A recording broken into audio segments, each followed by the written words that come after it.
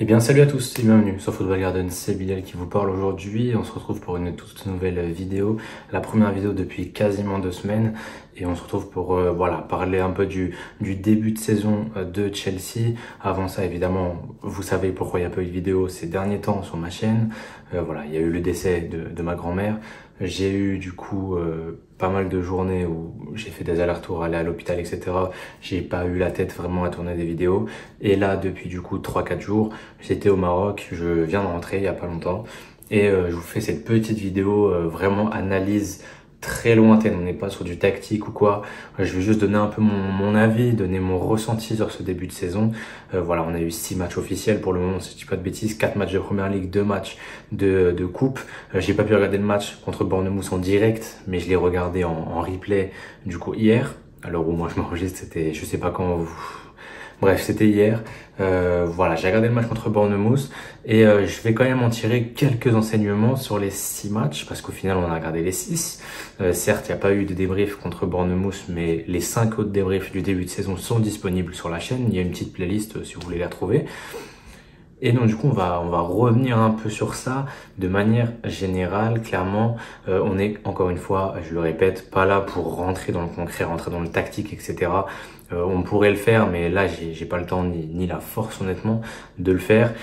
Mais en tout cas, pour revenir du coup sur ce début de saison, vous l'avez vu au titre, je pense que je vais mettre "Je ne crois plus en Maresca" ou un truc comme ça, un truc qui sera en rapport avec Maresca. J'ai beaucoup de mal avec Maresca. Voilà, j'ai énormément de mal. Pour ceux qui ont vu les matchs, je pense que vous savez de quoi je parle. Je pense que on est sur un entraîneur qui veut absolument faire du Pep, mais qui n'est pas Pep en fait. Et c'est ça le truc qu'il faut remettre tout de suite au clair. Il faut le remettre au clair directement. Maresca n'est pas Guardiola. Maresca n'est pas Guardiola, mais Maresca essaye de faire comme Guardiola au final. Parce que évidemment son système là en 3-2-4-1 aujourd'hui c'est plus vraiment guardiolesque on va dire. C'est lui qui l'a mis en premier, mais derrière beaucoup de coachs l'ont adopté. Je pense à Xavi, je pense même à un mec de Strasbourg là, le coach de Strasbourg, le nouveau, il joue aussi en 3-2-4-1, j'ai regardé récemment. Ici on est honnête, le 3-2-4-1 c'est pas non plus une folie de faire du 3-2-4-1, surtout quand tu as des joueurs de qualité à tous les postes, etc. Ok, il n'y a aucun problème. Maintenant, et là on va venir sur un point qui est important, c'est un point que j'avais déjà élucidé à plusieurs reprises, notamment dans ma dernière vidéo, le Garden Talk avec du coup Kevin Nambua. On avait parlé de Maresca, etc. J'avais déjà émis des réserves à ce moment-là, et même encore avant, j'avais émis également des réserves lors de ma vidéo débrief de la pré-saison avec David sur sa chaîne, où clairement j'avais dit les termes, j'avais dit Maresca, il est beaucoup trop rentré dans son truc à lui et il ne voit pas le reste. Il ne voit pas le reste. On n'a pas l'effectif en fait. Je pense qu'il se rend compte petit à petit qu'il n'a pas forcément l'effectif pour mettre ses idées en place, mais il essaye quand même. Il essaye quand même par différentes stratagèmes, etc.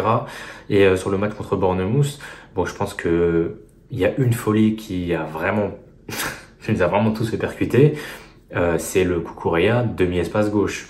Si on est tout à fait honnête, Cucurella demi-espace gauche, mais qu'est-ce qu'il fout là? Je pense que même lui, il est pas prêt pour jouer dans ce style de jeu-là.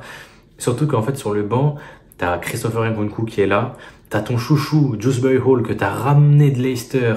Oui, il fait un début de saison cramé. Il fait un début de saison de merde, mais là, dans ce match-là, si tu veux vraiment pas faire jouer Nkunku, vas-y, tu le boycottes. T'as ton chouchou de l'année dernière qui jouait dans cette position-là très exactement, et tu mets un latéral gauche. En fait, aujourd'hui, t'as ni Gusto ni Reece James qui sont disponibles. Voilà, les deux sont blessés. Bon, Gusto, je crois qu'il est revenu à l'entraînement hier. En fait, c'est pas parce que tu perds Gusto et James, tu te dis t'as plus de latéral droit, ok, tu vas tenter une folie. Pourquoi tenter ça? En fait, il a eu 2 semaines pour le préparer ce match. En 2 semaines, je sais pas ce qu'il a vraiment fait en fait. Je sais pas s'il a vraiment chercher à comprendre, chercher à savoir ce qu'il pourrait faire. Non, lui, il avait déjà son système en tête. Lui, son objectif, c'était juste de placer les 11 joueurs. C'était juste de placer les joueurs. Clairement, lui, à la base, son système, voilà, il avait même pas placé les joueurs, qu'il avait déjà fait les 11 croix en 3-2-4-1. Et c'est juste, lui, je le place là, lui, je le place là, etc. Et en fait, il s'est rendu compte, à mon avis, que soit il inversait Cucurella, soit il inversait Veiga. Pour moi, c'était un des deux, du coup. Mais dans la compo, au final, il n'y a pas eu de latéral inversé parce que Vega était déjà milieu de terrain à la base.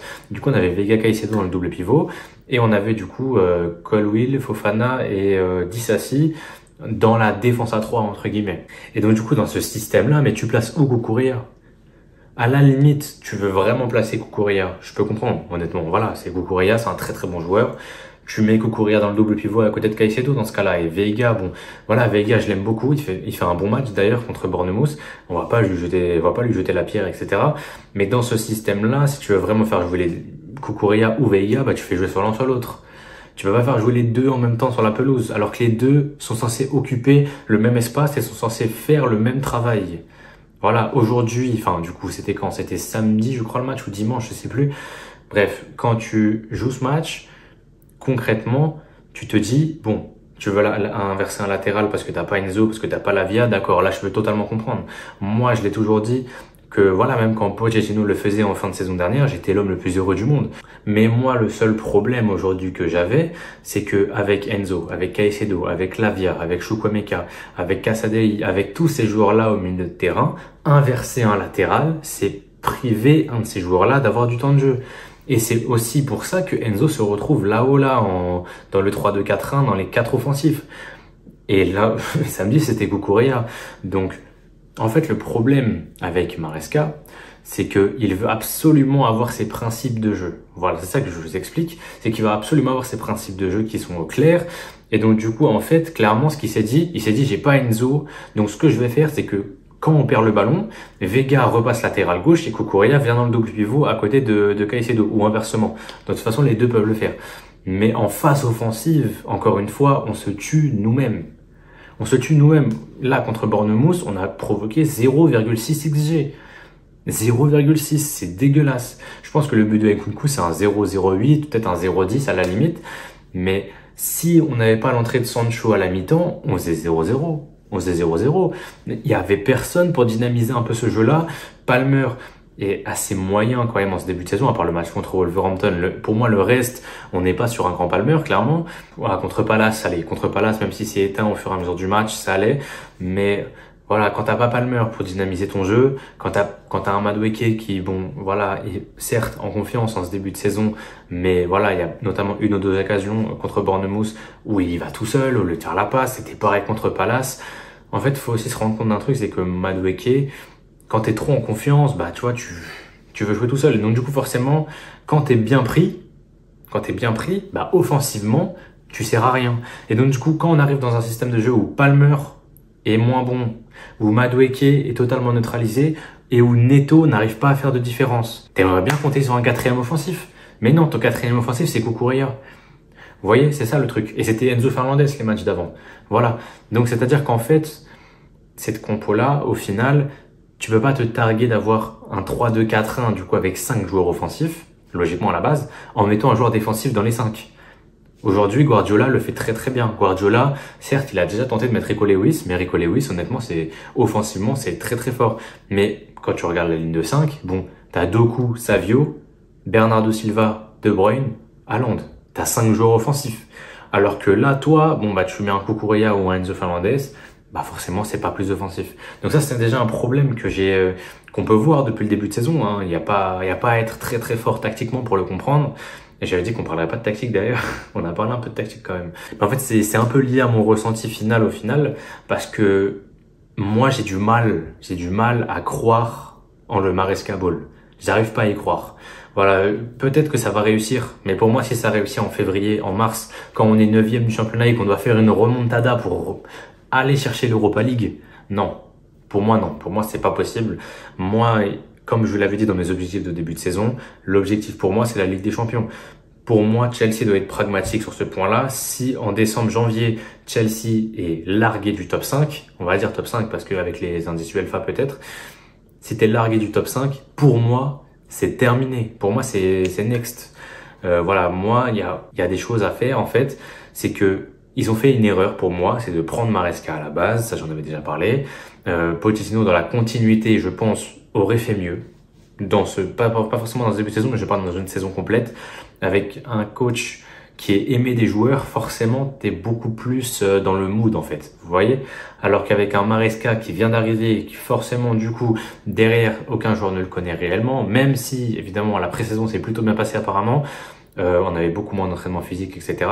Donc du coup, les joueurs étaient un peu contents au final. C'est vrai que quand tu travailles moins, forcément, t'es plus content. Et donc du coup, oui, ok, entre les joueurs et le coach, ça allait.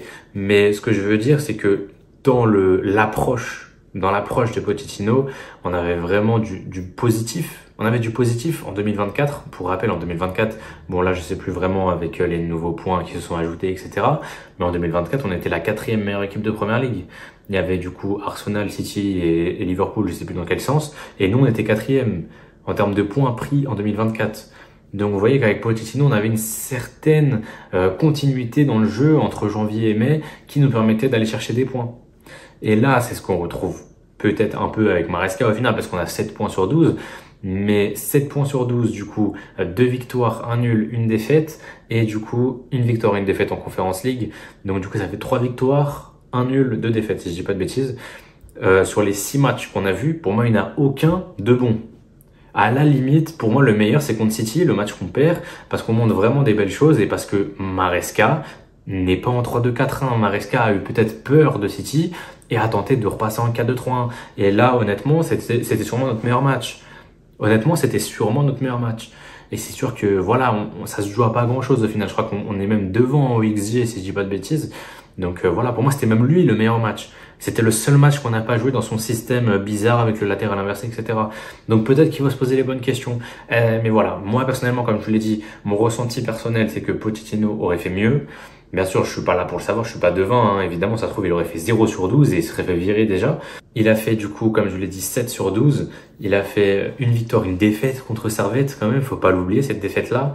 Ou même si c'est pas que lui, voilà, son système a ses limites, clairement, peu importe l'adversaire. Contre Palace, c'est pareil. Bon, tu prends un but de loin, c'est vrai, mais pour moi, voilà, le système de jeu, il est pas forcément adapté. Il est pas forcément adapté aux joueurs qu'on a.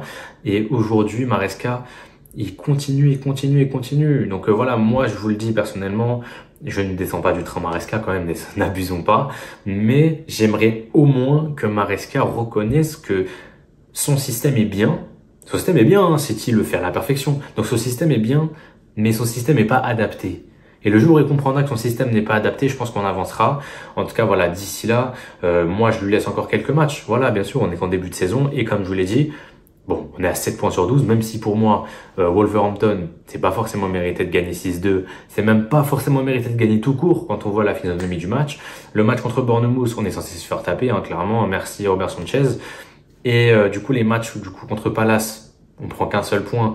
Et honnêtement, c'est mérité. La première mi-temps est très bien réussie, la deuxième est éclatée au sol. Donc au final, c'est mérité.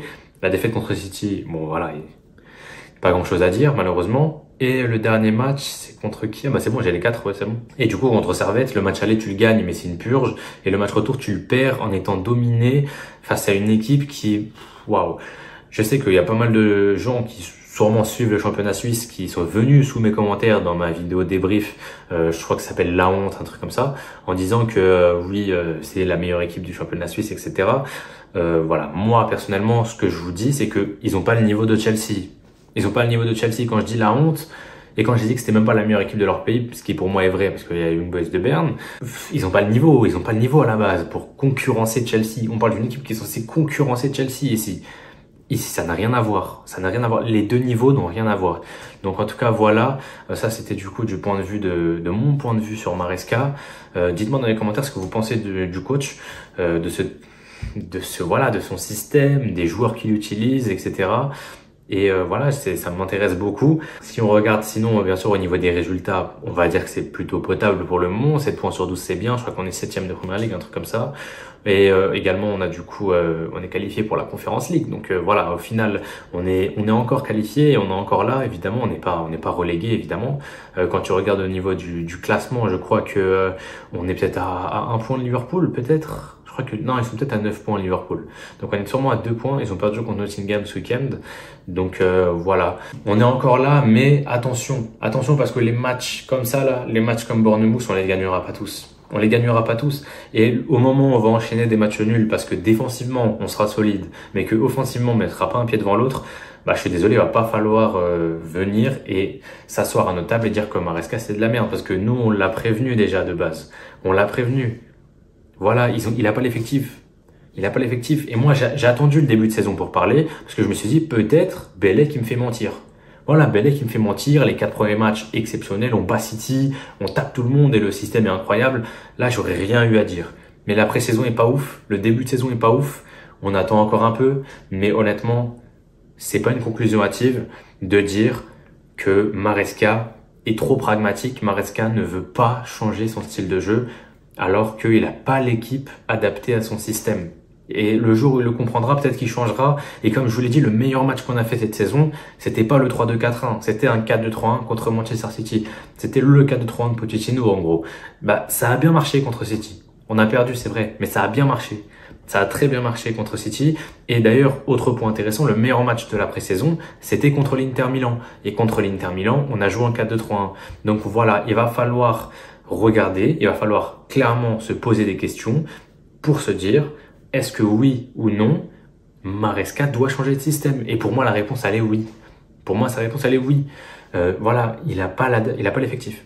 Il n'a pas l'effectif et c'est sur ça qu'on va terminer. Voilà, c'était une petite vidéo analyse du début de saison, ce que j'en pense, ce que je pense de Maresca, etc.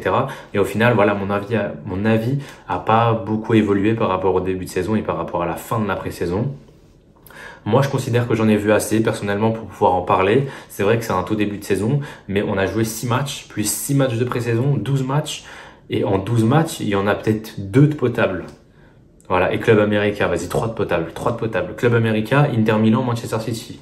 Pour moi, c'est les 3 seuls matchs plutôt potables de Chelsea depuis le début de saison.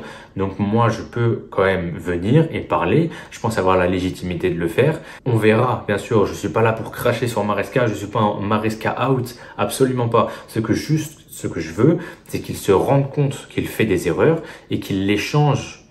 Et qu'il les change au fur et à mesure des matchs, qu'il se rende compte que ses 2 meilleurs matchs au club, c'est du 4-2-3-1, et donc qu'il passe en 4-2-3-1, même si c'est pour essayer, tu vois.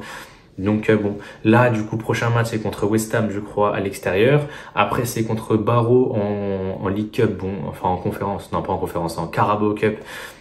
Bon, ce match-là, il est censé le taper, hein, même peu importe l'équipe, donc ce match-là, je ne le compte pas vraiment. Et après, je me souviens plus, honnêtement. Je sais qu'à la conférence League, il commence bientôt. Mais en tout cas, voilà. Je lui laisse encore quelques matchs. On se retrouvera du coup pour un autre bilan de saison, enfin de début de saison. Voilà, on fera encore une analyse, peut-être d'ici un mois et demi, quand on aura d'autres matchs de jouer. Bon, en tout cas, pour le moment, le pessimisme est clair. Clairement, de mon côté, je suis totalement pessimiste concernant ce coach. Et je vois très peu d'avenir. Voilà, je vois très peu d'avenir à ce coach. Je sais pas si ça va marcher. Honnêtement, j'ai très peu d'optimisme en fait. J'ai très peu d'optimisme quant au fait que voilà, ça va marcher avec Maresca. Donc en tout cas voilà, dites-moi votre avis dans les commentaires, ce que vous pensez de Maresca surtout, et également est-ce que vous pensez que c'est le bon coach à Chelsea, peut-être que vous voyez du positif depuis le début de saison. En tout cas voilà, dites-moi dans les commentaires, mais en tout cas moi je vous laisse là-dessus, c'était Bilal de la chaîne Football Garden, portez-vous bien, à ce week-end et la paix sur vous.